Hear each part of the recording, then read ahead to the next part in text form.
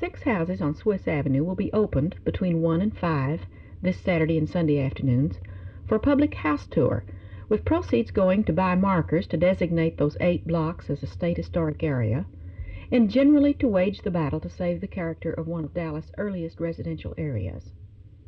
Designation of Swiss as a city historic landmark district will come before the Plan Commission on June the 7th, and shortly after will be considered by the City Council. The residents of the street have formed an Historic Preservation League and are hard at work. We visited with Mrs. Raymond Courtin, president of the League, in the backyard of her house, which is one of the 6 on the tour. The angle we're aiming for is to really show people that these houses are still worthwhile preserving because they are in excellent shape. There are some that aren't, but basically that these houses are an ideal family house to bring up children, that they have been either preserved recently or have been well looked after through the years, and that they're very vital still. There are 98 houses on the street.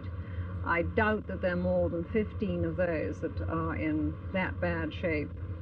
The house that's the oldest on the street is currently for sale. It was built in 1905. We feel it is architecturally one of the most interesting. It has details with columns, and of course the fact that it is the first house that was built there is kind of important. What is the preservation of this area all about? It is a period in time, but it's also the oldest part of Dallas and represents a lot of oldest part of Dallas that is still existing. Earlier parts that were nearer the downtown area have already gone. This is the last really remaining street that is intact. It is 8 blocks long and virtually has had nothing to disturb its fabric.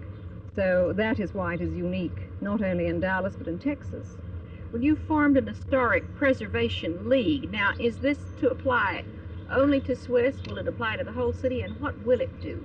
We are an educational group because we feel that basically what is needed is informing people what saving history is all about, and that it doesn't have to be just a museum approach.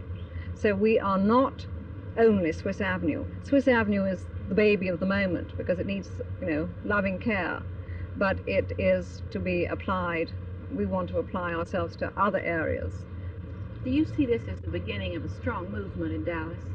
I really do. I'm amazed at just how much public interest and favorable opinion this has reached